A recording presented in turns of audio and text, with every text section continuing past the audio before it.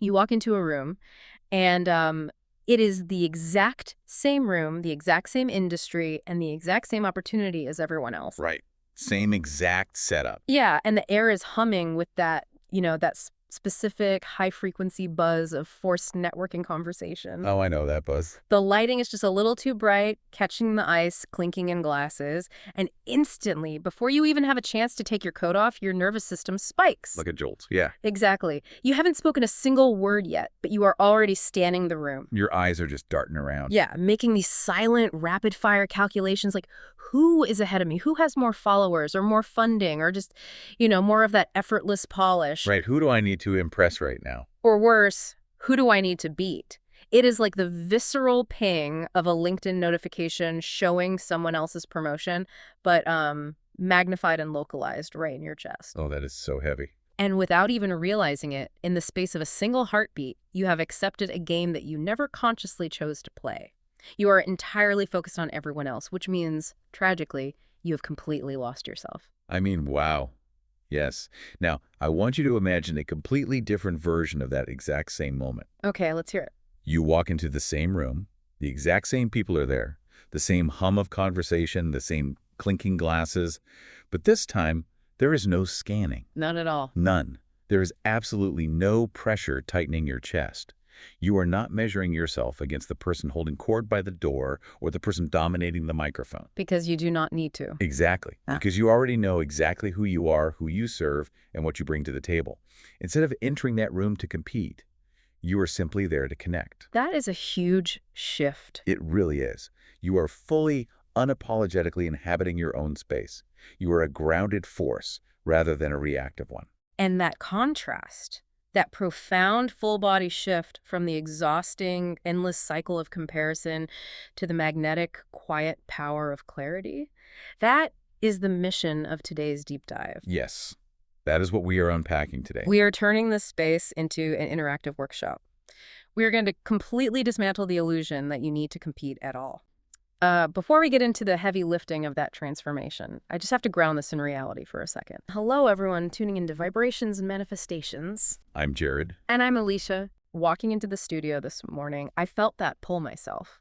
I was grabbing my notes and my oat milk latte, keeping the vegan streak alive, for the record. Naturally. Always. But my dog gave me this look. You know the exact look. Oh, the guilt trip look? The profound, soulful, heavy-lidded look of absolute betrayal because I was choosing the microphone in the studio over, sitting on the couch with him. How dare you? I know. And it was just this tiny, funny moment, but my chest physically tightened.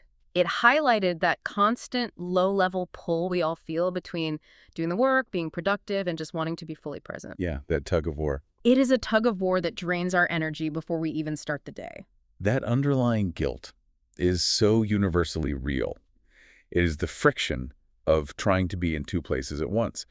And I have been navigating a very similar tension this week myself. Oh, with your classes. Yes, exactly. Coming back to taking classes to finish my degree, I've been feeling the intense friction of stepping back into the role of a student while still managing all the adult responsibilities, the business, the relationships. That is a lot to juggle. It is a very specific kind of pressure. You look around the lecture hall and you are subconsciously trying to measure up to a syllabus, to a professor's expectations, and especially, to the younger students who seem to have this limitless, unburdened energy. Right. They do not have a mortgage to worry about while they study. Exactly. And those small daily tensions we feel, whether it's a dog's guilt trip, a grading rubric, or an industry peer's success, they mirror the much larger internal states we carry around. Yeah. We're constantly navigating this underlying baseline anxiety of, am I doing enough? Right. Am I in the right place? Am I falling behind? Exactly. Am I falling behind? Which is precisely why we are framing today's deep dive the way we are. This is not going to be a passive listening experience where we just recite a list of abstract theories while you do the dishes or commute. No, we want you actively engaged. This is designed as a practical workshop-style journey. The goal is to create an immediate felt identity shift for you today. We want you to walk away from this deep dive feeling physically different in your body lighter, more centered, and entirely clear on your unique position. To get there, though, we have to look at the water we are swimming in. Most of us have been culturally conditioned from the moment we could speak to compete on the exact same axis. Oh, absolutely. Think about the structure of traditional schooling, youth sports, and entry-level corporate jobs. The underlying unspoken rule is always the same. Work harder, be slightly better, out-hustle the person sitting next to you. It is all about the metrics. Yeah? You are handed a standardized test, a literal metric of conformity, and your only job is to get a higher score than the rest of the class on that specific metric. It is a totally linear track. You do A, then B, then C, and whoever does it fastest or the fewest errors wins. Exactly. And the ultimate trap is that we take that linear competitive conditioning into the modern world, and it completely, catastrophically falls apart. Because the world isn't linear anymore. No, we do not live in a linear world anymore. We live in an era of absolute hypervisibility. Everyone is online. Millions of people are constantly optimizing their morning routines, posting their wins, sharing their polished thought leadership, and broadcasting their highlight reels. It is deafening. It really is. In an environment with millions of people shouting at the exact same volume, competing on that same old axis of just work harder does not make you stand out. It actually accelerates your invisibility. Accelerating your invisibility. Let's pause on that because the mechanics of it are fascinating. When you are competing, you are inherently reacting. Well, you are looking at what someone else in your field is doing, like the slick format of their videos, the specific services they offer, the tone of their copywriting. And your brain says, I need to do exactly that, but maybe 5% better. Right. You are trying to beat them at their own game. By definition, you are stepping onto their court and playing by their rules. And if you are reacting to someone else's rules, you are already behind. You are not an original voice. You are an echo. You just blend into the white noise of the market. Exactly. And the emotional toll of living as an echo is visceral. I want to emphasize how this actually feels in the body. It is exhausting. It feels like you're running on a treadmill, but someone else is holding the remote control, and they just keep arbitrarily bumping up the speed and the incline. Yes. Oh, I hate that feeling. Every single time you think you have caught up, the standard shifts again. You check your feed in the morning, and there is a new benchmark. Someone launched a new course. Someone got a new funding round. And you just sink. It is completely exhausting. It drains your literal life force because you are leaking your creative energy in 100 different directions, constantly trying to monitor the competition instead of building your own foundation. To really understand how to break out of this reactive state, we need to step back in time.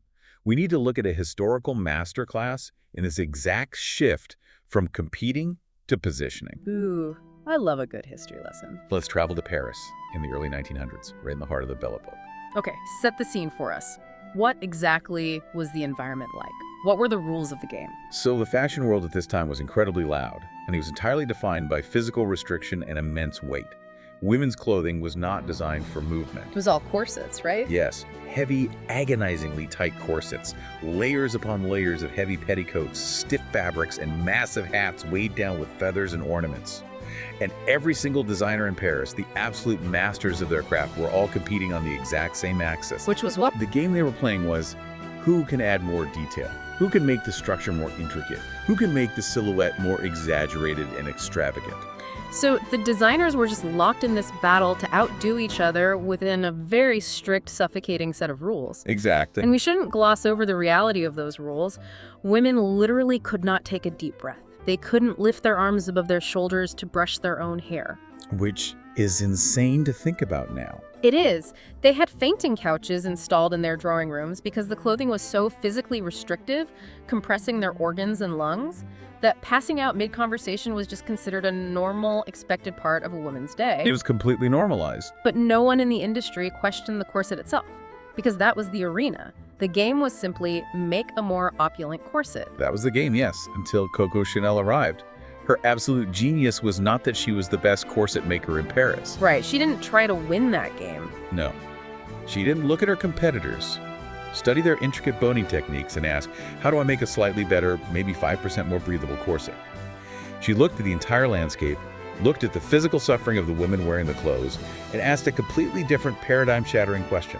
Which was? What if women didn't need a corset at all? Wow. She completely rejected the premise of the competition. She refused to play the game entirely. She threw the rules out. She shifted the entire focus of fashion from restriction to freedom. She started designing with jersey, which was a soft, pliable fabric previously only used for men's underwear. Oh, wow. That is a massive pivot. She introduced simple, clean lines, drop waists, clothes that allowed women to actually walk, to breathe deeply, to sit comfortably, to actually live inside their bodies. She prioritized the woman's lived experience over the societal expectation of ornamentation. And the strategic impact of that choice is what we need to focus on. Exactly. She didn't just win the existing game of Parisian fashion, she made the existing game entirely irrelevant. She rendered her competitors obsolete by creating a new category. She removed herself from the competition entirely. You know, it is like an artist who spends years and years agonizing over photorealism. Oh, that is a great metaphor. Right. Imagine an incredibly talented painter spending 14 hours a day trying to paint a water droplet on a leaf slightly better, slightly more realistically than their peers. Just straining over every detail. Exactly. They are exhausting themselves trying to be 1% more realistic, but then they realize their true power isn't in winning the photorealism race. It lies in inventing a completely unique brushstroke, a totally new style of expression like Impressionism that no one else has even conceived of. Yes. They stop trying to be the best at the old thing and they become the only one doing the new thing. Shifting from trying to be the best to trying to be the only. That is the entire crux of what we are unpacking today. Yeah. But I also know from my own life that as clean and inspiring as that sounds in a historical story, in the methy day-to-day reality of our own careers, it is incredibly hard to recognize when you are stuck in that exhausting spiral of comparison. It is incredibly insidious. And I want to be super transparent with you, the listener, right now, because I have lived this deeply. I have been completely trapped in this spiral. Yeah, tell us about that. A few years ago, there was this period where I was desperately trying to keep up in my field. I was obsessively watching someone else, a creator who was highly successful, someone I genuinely respected and admired. We all have that one person we watch. Right. They had the massive audience, they had the cultural impact, they had the exact business model I thought I was supposed to have. And when you were in that state of admiration mixed with anxiety, what was your default reaction? I mirrored them. And the terrifying part is I didn't consciously wake up and think, I am going to steal their identity today. It was a subtle, pervasive, creeping emulation. It just happened slowly. Yeah. I started producing the exact same type of content they were known for. I adopted their energetic cadence in my videos. I even structured my email funnels and my offers exactly like theirs. Wow. You really went all in. I did, and I worked incredibly hard at it. I was disciplined. I was putting in 12, 14-hour days. I was consistent. I was doing all the quote-unquote right things according to the brilliant blueprint they had laid out. I wore their strategy like a suit. And how did that suit feel? It felt suffocating, like a modern-day corset. The more I worked, the more off everything felt. There was this constant buzzing, low-grade tension in my chest, a physiological rejection of what I was doing. Your body knew it wasn't right. Absolutely. And the wild, devastating part was it didn't even land with the audience. I was putting out this highly polished, perfectly modeled work, and it was getting absolute crickets. Oh, that is the worst feeling. I felt totally invisible. And there is nothing more disheartening than doing everything perfectly right, following the proven formula of success to the letter, and still feeling completely unseen. I was burning out not from the sheer volume of the work, but from the massive friction of trying to sustain an energetic signature that didn't belong to me. That friction is the key indicator. That exhaustion isn't physical tiredness, it is soul tiredness. But to play devil's advocate for a moment, I want to explore the resistance someone might be feeling right now. Okay, hit me. I hear you on not copying an identity, but where's the line? If someone has the roadmap, if a millionaire has figured out the exact email funnel structure that converts, isn't that just good business strategy to use it? That is a very fair point. If you find starting out, why wouldn't you follow the proven formula? At what point does borrowing a mechanic bleed into stealing an identity? That is the exact struggle I had, and it is a fantastic pushback. I used to justify my emulation by saying, I am just following best practices. Right? Everyone says that. But here is the critical distinction I had to learn the hard way. Modeling is fine for learning the mechanics of a skill. If you want to learn how to properly light a studio, or structure the flow of a sales page, or edit a podcast to remove dead air, absolutely look at what the pros do. Learn the mechanics. Because those are just tools. Exactly. But you cannot model an identity. You cannot model an energetic stance. The moment you try to wear someone else's core perspective, The audience's nervous system instinctively feels the incongruence. The audience feels it before they even think about it. Exactly. People aren't stupid. They might not be able to articulate logically why your video feels off, but their nervous system will detect that you are playing a character. It feels hollow. It feels like a performance rather than a presence. Because the mechanics are just the vehicle. Yes, the mechanics are the vehicle, but your unique identity is the fuel. If you put someone else's fuel into your vehicle, the engine is going to knock, sputter, and eventually stall out. So what was the catalyst for you? What broke that pattern of emulation and friction? It was one single, deeply uncomfortable question.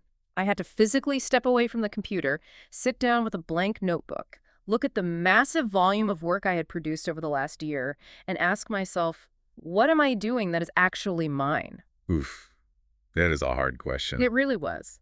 Not what is performing better, not what is more polished, not what is perfectly optimized for the latest algorithm update, just what is inherently, undeniably mine. And realizing how little of my work actually belonged to my true voice was a really tough pill to swallow. It hurt. But that pain was a turning point. That turning point, moving from imitation to authenticity, brings us directly into the core teaching of today's deep dive, which is the architecture of positioning. Yes, let's get into the architecture. We need to clearly define these terms so we are operating from the exact same foundation. When we talk about competing, we are talking about accepting someone else's rules. You are stepping onto their court, using their ball, and trying to beat them at a game they invented. Which we already established is exhausting. Right. But when we talk about positioning, you are refusing the court entirely. Yeah. You are defining the game itself. You are building an arena where you are the only player. So how do we actually build that new arena? How do we construct this architecture? There are three main levers we need to pull, and lever one is specificity. Specificity is where almost everyone hits a wall of resistance because it brings up a profound survival-level fear. There's this terror of narrowing down. FOMO on a massive scale. Exactly. We look at the market and think, if I get too specific, if I only talk to one type of person, I'm going to leave thousands of people out. I need to keep my message broad to appeal to everyone and maximize my chances of success. But the harsh reality of the modern attention economy is this. You are not for everyone. No, you are not. And trying to be the vanilla option for everyone is the absolute fastest way to disappear completely into the noise. This is where we have to look at the human nervous system to understand why specificity works. The human brain is an ancient piece of hardware, and it is constantly, subconsciously scanning the environment for two things: threats and safety. Right. Ambiguity.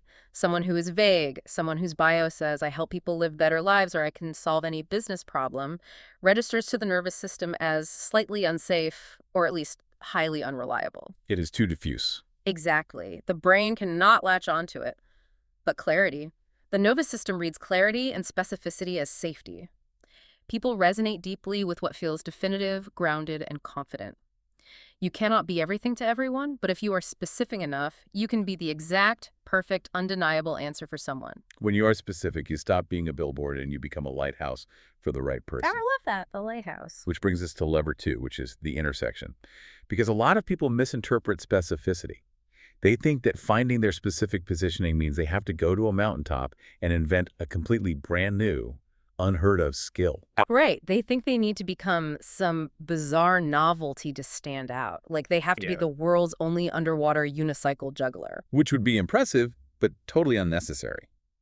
True uniqueness rarely lives in a single, isolated, novel skill. It almost always lives in the overlap of existing things. Okay, break that down for us.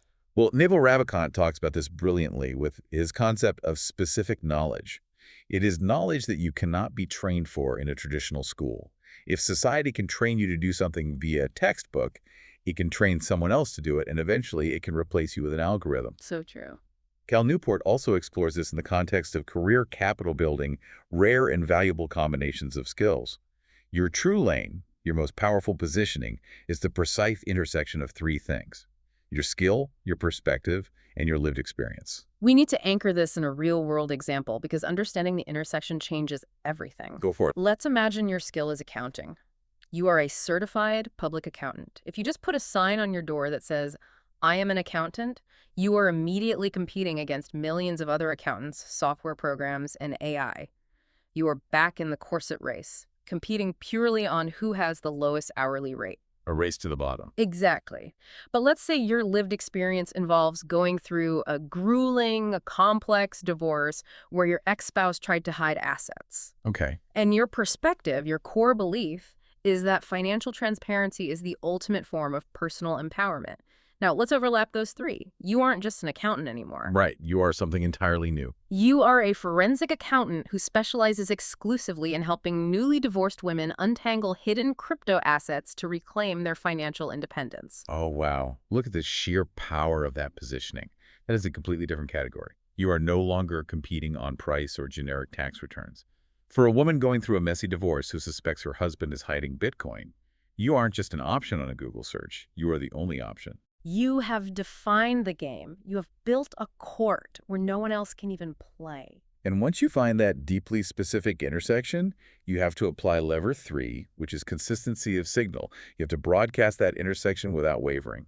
Why is consistency so important? To understand why consistency is non-negotiable, we need to dive into the neurology of pattern recognition. Deep in the brainstem, there is a network of neurons called the reticular activating system, or the RAS. Okay, the RAS. Now, for anyone unfamiliar with the term, think of the RAS as the ultimate gatekeeper of your conscious mind. Every single second, your senses are bombarded with billions of bits of data. The temperature of the room, the hum of the refrigerator, the thousands of posts scrolling past your eye. It is so much information. If your conscious brain tried to process all of that, it would short circuit. So the RAS acts like a ruthless bouncer at an exclusive club. It only lets information into your conscious awareness if it meets specific criteria. Is it a threat? Is it a vital opportunity? Or does it fit an established pattern? The classic example of this is the blue car syndrome. Yes, tell them about that. You decide you want to buy a bright blue car. You do your research, you buy it, and suddenly, as you drive off the lot, you see bright blue cars everywhere. They are at every intersection and every parking lot. Did everyone in your city suddenly buy a blue car the same day as you? Probably not. No. Those cars were always there. But before, your RAS deemed them irrelevant and filtered them out. The moment you attached importance to the pattern of the blue car, your RAS started letting that data through a gate. It locked onto the pattern. So apply that biological reality to your positioning in the world. If your signal, meaning your core message, your visual branding, your energetic stance, the topics you speak about, is constantly changing because you are chasing the latest trend or mimicking the newest competitor you saw on Instagram, you are never establishing a pattern. You are confusing the bouncer. Exactly. You are wearing a different disguise every single day. The brain of your potential audience cannot categorize you. And if their RAS cannot categorize you and lock onto a pattern, it literally filters you out. You achieve biological invisibility. But on the flip side, consistency of signal builds recognition. When you show up with the same core message, the same intersection, week after week, the RAS recognizes the pattern. Recognition over time builds deep trust, and trust is the soil where true opportunity grows. When your signal is clear and unwavering, you become a permanent, trusted fixture in someone's mental landscape. We have laid out the architecture, specificity, intersection, consistency, but I want to take this even deeper. I want to transition into the biology and the spiritual mechanics of why this works, because the science behind why comparison literally hurts us and why positioning heals us is mind-blowing. Let's unpack the science of the shift, specifically looking at social comparison and social pain. Because earlier we talked about how exhausting the comparison trap is. I want to validate for everyone listening that this exhaustion is not just a poetic metaphor. It is a measurable biological response. Oh, absolutely measurable. Back in the 1950s, a psychologist named Leon Festinger developed social comparison theory. He explained that human beings have an innate, hardwired drive to evaluate themselves, and we do this by comparing our abilities and opinions to others. And from an evolutionary survival standpoint, that makes perfect sense. Imagine we're living in a tribe of 50 people on the savannah thousands of years ago. Knowing exactly where you stand in the social hierarchy, knowing if you are contributing enough value to not get kicked out of the cave, is literally a matter of life and death. You had to fit in. If you were cast out of the tribe, you die. So constantly comparing yourself to the tribe members around you was a necessary mechanism that kept you alive. Right. It kept us safe. But fast forward to today. The hardware in our brains has not changed, but the environment has fundamentally shifted. We are no longer comparing ourselves to a local tribe of 50 people. Because of smartphones and social media algorithms, we are comparing ourselves to millions of people 24 hours a day. It is so unnatural. It is. We are subjecting our ancient brains to the hyper-edited highlight reels of the most successful, most beautiful, most wealthy people on the entire planet. And neuroscientist Matthew Lieberman has done incredible research showing the cost of this. This research is so validating. He found that when we feel a sense of social rejection or when we feel we are falling behind in these endless online comparisons, it triggers the exact same neural pathways in the brain as physical pain. The same pathways. Let that sink in. Breaking your arm and feeling completely inadequate after looking at a competitor's LinkedIn update light up the exact same regions in your brain. Social pain is physical pain to your nervous system. This maps perfectly onto Stephen Porges' polyvagal theory. When we are locked in that state of constant digital comparison, our nervous system doesn't register it as a casual intellectual observation. It registers it as a chronic, low-level threat to our survival. Right, because the tribe is rejecting you. Exactly. It says, I am losing my place in the global tribe. I am in danger. So your nervous system drops into a sympathetic state. It goes into fight or flight. And here is the profound tragedy of the comparison trap. When your nervous system is in fight or flight, blood flow literally moves away from your prefrontal cortex. The thinking part of the brain. Yes, the prefrontal cortex is the part of your brain responsible for complex problem-solving, empathy, long-term planning, and high-level creativity. By obsessing over your competitors, by allowing that social pain to trigger your threat response, you are biologically shutting down the exact creative faculties you need to find your unique intersection. Yeah. You literally cannot think your way out of the box. You cannot find your brilliant positioning when your nervous system firmly believes the lion is chasing you. Which is why we have to look to nature for the solution on how to calm the nervous system and thrive. If you look at ecological systems, and the brilliant environmental scientist Danelle Meadows writes about this beautifully, you see this dynamic play out perfectly. In an ecosystem, you have generalist species and specialist species. A generalist species is one that can eat almost anything and live almost anywhere. Think of a rat or a raccoon. Because they are generalists, they have to fight ruthlessly with every other generalist species for the same scarce basic resources.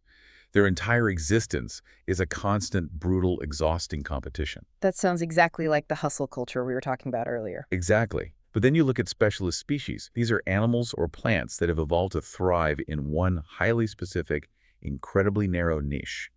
Picture a bird in the rainforest with a beak, perfectly uniquely shaped to extract nectar from only one specific type of deep-throated flower that no other bird can reach. Because that bird has specialized, it has completely bypassed the competition.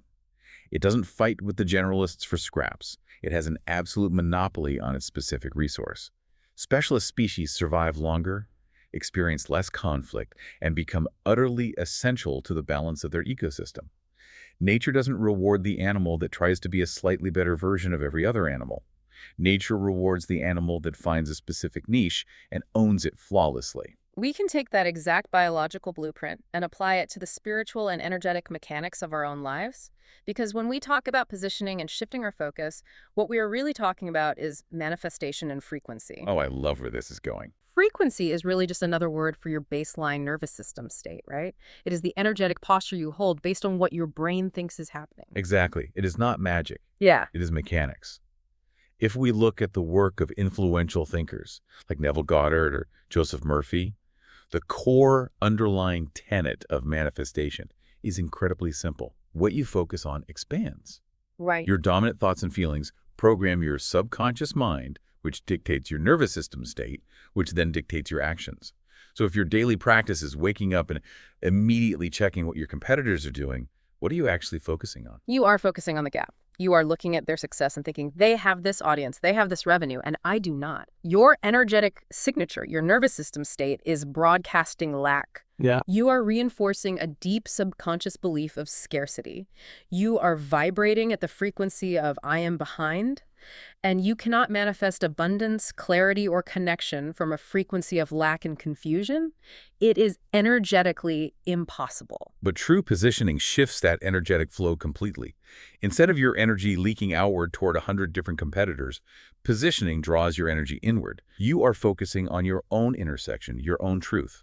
Bringing it back to center. And pulling from the extensive research at the HeartMath Institute, we know that this kind of inward-aligned focus creates actual, measurable coherence between the rhythm of your heart and the functioning of your brain. Your heart rate variability smooths out. Your nervous system drops out of fight or flight and into rest and digest. And in that state of safety, your intuition gets louder and your true creativity unlocks. It is incredible how the modern science validates what spiritual traditions have been telling us for millennia. In the Bhagavad Gita, there is a profound central teaching about the concept of dharma. Dharma is often translated simply as duty, but a much better, richer way to understand it is as your unique path, your true nature, the specific role you were born to play. Yes, your true nature. And the Gita says, it is better to live your own destiny imperfectly than to live an imitation of somebody else's life with perfection. Positioning is simply your dharma made visible in the modern world. It is better to live your own destiny imperfectly. That is so powerful. So if we know all of this, if we understand the biology of the nervous system, the ecology of niches, and the spiritual necessity of finding our specific lane, why do we resist it so fiercely? Because it is terrifying. Why is it so hard to just claim our space? It is time to transition into what we call manifestation debug mode. Let's clear that static and tune into magic. We need to identify and dismantle the resistance because these limiting beliefs are sneaky. They run like background apps on your phone, silently draining your battery and keeping you stuck in the comparison trap. The first major belief we need to debug is this overwhelming fear. If I get specific, I will lose opportunities. I hear this constantly from people I work with. They say, if I niche down, if I only talk to divorced women about crypto, I am cutting off 90% of my potential audience. I will go broke. The scarcity mindset kicks in. We need to radically aggressively reframe this. You are not losing opportunities. You are filtering them. Imagine trying to catch every single fish in the ocean using a giant, weak, loosely woven net. You would catch a lot of garbage. The net is so big, it catches trash, it catches seaweed, and eventually the sheer weight of trying to hold everything breaks the net, and you catch absolutely nothing. But if you use a specific lure designed for a specific type of fish, you actually catch it. Clarity does not shrink your world, it refines it. It ensures that the opportunities that do come your way are actually a perfect match for your energy and your genius, rather than draining, misaligned projects that you will eventually resent. Building on that, the second belief that keeps people paralyzed is essentially deeply rooted imposter syndrome. I am not special enough to have a unique position. I do not have a wild, traumatic backstory. I'm not a genius. I'm just a normal, average person. This is a huge roadblock, but listen to me. You do not need to be inherently magical or a 1 in a billion prodigy to have a powerful position. You just need to be specific. Remember the intersection we talked about earlier. Your specific combination of skills, perspectives, and lived experiences already exists. It's already there. No one else on the planet has lived your exact life. No one else synthesizes information exactly the way you do. No one else has your specific blend of humor, empathy, and analytical thinking. You do not have to invent your uniqueness out of thin air. You just have to uncover it and claim it. Finding your position is an act of archaeology, brushing away the dirt of cultural conditioning to reveal what is already there. It is not an act of invention. And that leads us to belief number 3, which is a deep, pervasive cultural myth that stops so many brilliant people from stepping up. Claiming a specific, powerful position feels arrogant. Who am I to declare that I am the expert answer for these people? I should stay humble. I want to push back on this incredibly hard because this false humility keeps so much potential locked away. Positioning is not about superiority. It is not about standing on a stage and saying, I am better, smarter, and more worthy than everyone else. That is ego, not positioning. Right. Positioning is simply about accuracy. It is about knowing exactly what you do, who you do it for, and stating it clearly so they can find you. Playing small, shrinking yourself, and hiding behind vague generalities is not humility. It is actually a profound disservice to the exact people out there who are wandering around in the dark, desperately looking for your specific solution. When you refuse to position yourself clearly because you are afraid of looking arrogant, you are actively hiding the medicine they need. Hiding is not humility. Yeah. That completely shifts the perspective. So let's take all of this out of the realm of abstract theory, out of the neuroscience and the history, and bring it directly into your nervous system right now. We're moving into the interactive workshop practice. This is the part where the deep dive changes gear. I want you to stop just passively listening and start actively doing. I'm speaking directly to you, the listener, right now. I want you to treat this like you are sitting right across the table from us in a private masterclass. Grab a pen, grab a piece of paper, or open a fresh note on your phone. Do this with us right now. We are going to build the rough draft of your positioning architecture. Step 1 is the competition audit. We have to see the static before we can clear it. I want you to think about your current life, your career, your creative projects. Where are you currently comparing yourself to others? Who are the specific people, or what are the specific metrics that instantly make your stomach drop or make you feel like you are falling behind? Just noticing the triggers. Yes. Write down 3 specific areas or people, and as you do this, there is zero judgment. You do not need to show this to anyone. This is purely data collection. This is just building awareness. Take a moment to write that down. I'm literally going to give you a few seconds right now. Just breathe and write.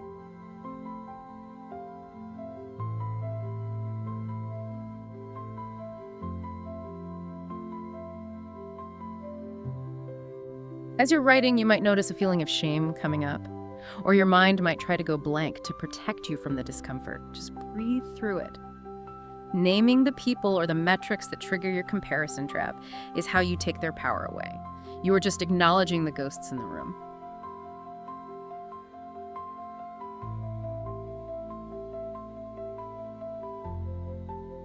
Now, step 2 is natural strength mapping. We are shifting the focus from external comparison to internal truth.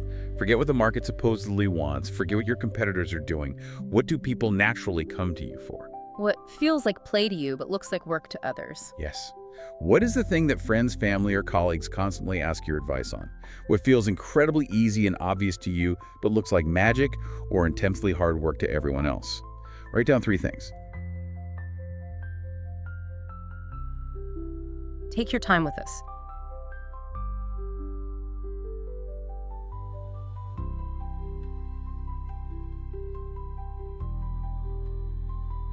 Lean into what feels effortless. Often we discount our greatest gifts because they come so naturally to us that we assume everyone can do them. If organizing chaos feels like breathing to you, write it down. If mediating conflicts feels like second nature, write it down. The things that feel easy to you are the foundation of your unique intersection. And finally, step 3 is the positioning sentence. We are going to take those insights, your skills, your natural strengths, your specific lived experience, and combine them into one rough, messy draft. Do not try to make this sound like a polished, clever billboard advertisement. We just want the raw structural mechanics of your truth. Here is the formula. I want you to fill in the blanks. I help blank achieve blank through blank. I will say it again, let it marinate. I help who achieve specific result through my unique approach. Go ahead and write whatever comes to mind first.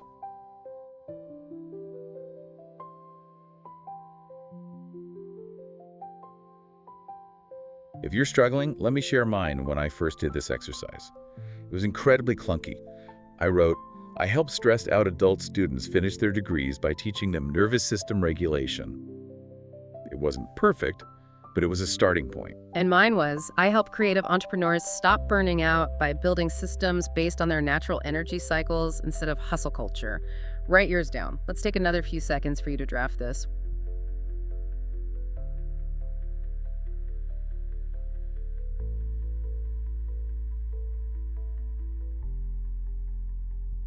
And I want to offer some deep grounding reassurance here. Do not overthink this sentence. You're going to revise this 50 times over the next year, and that is exactly how the process works. Messy clarity beats perfect confusion every single time. Just planting a rough flag in the ground is enough for today. Now that you have that sentence written down, now that you have pulled that clarity out of your head and onto the physical page, we want to anchor it deeply into your body. Because understanding this intellectually, knowing the theories and the biology, is only half the work. We need your nervous system to genuinely believe it. We are going to transition into a guided visualization to create that actual state change in your body. I want you to slow everything down right now. If you are driving or walking, just keep your eyes open, stay safe, but let your focus soften. If you are somewhere safe and stationary, go ahead and close your eyes. Take a very slow, deep breath in through your nose, filling your belly, and let it out with a sigh. Let your shoulders drop away from your ears. I want to guide you back to the room from the opening scene of this deep dive, that networking event, that industry gathering, that digital space where you usually feel the pressure. But I want you to imagine a future version of yourself walking through those doors. And I want to be incredibly clear. This future version is not necessarily richer. They do not have 1 million more followers. They aren't wearing a vastly more expensive outfit. The only difference, the sole distinction, is that they are entirely perfectly clear on their position. Watch this version of you walk into the room. Notice the rich sensory details. Look at their posture. Their shoulders are relaxed. Their spine is long and unhurried. Notice the rhythm of their breath. It is slow, steady, and deep in their diaphragm. And notice the utter, peaceful absence of scanning. Their eyes are not darting around the room. They are not looking at anyone else to figure out their own worth or to gauge their rank in some invisible hierarchy. They are completely grounded in their own gravity. They know exactly who they are, they know exactly who they serve, and they know the exact, undeniable value of what they bring to the table.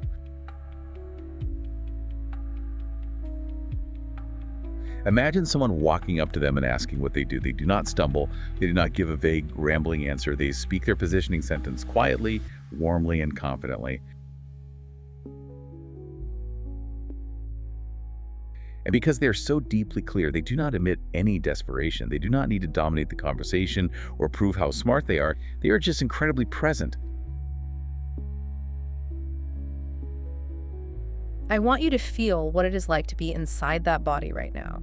Feel that physical relief expanding in your chest, the heavy, suffocating weight of the armor you have been carrying, the armor of having to be better, faster, and smarter than everyone else, just unbuckling and dropping to the floor.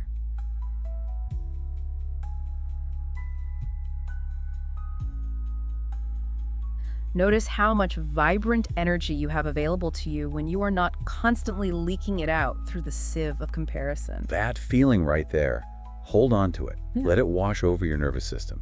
Because that feeling is not your imagination playing tricks on you. That's not a fantasy.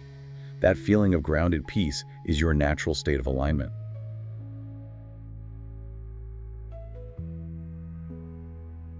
That is what you feel like underneath the heavy layers of cultural conditioning. That is who you truly are without the static interference of comparison. You can gently open your eyes, bring your awareness back to the physical room you are actually in. Take a moment to just let that somatic shift settle and integrate into your system. Let's unpack everything we have done today, because we covered a tremendous amount of ground, from Belle Epoque Paris to the neurology of the brainstem. The core foundational shift we want you to take away is this.